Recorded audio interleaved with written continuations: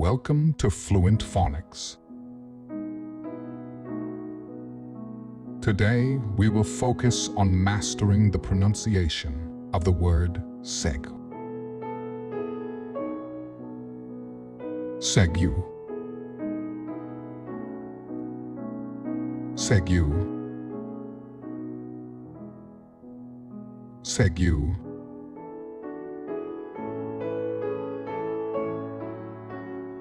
Here's an example of how one might use it in a sentence.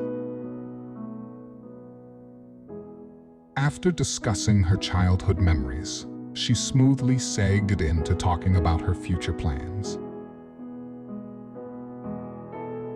Segue is used to transition smoothly from one topic or idea to another, maintaining a continuous flow of conversation or presentation.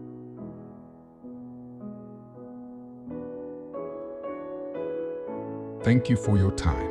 If you enjoyed this, please like and subscribe for further content.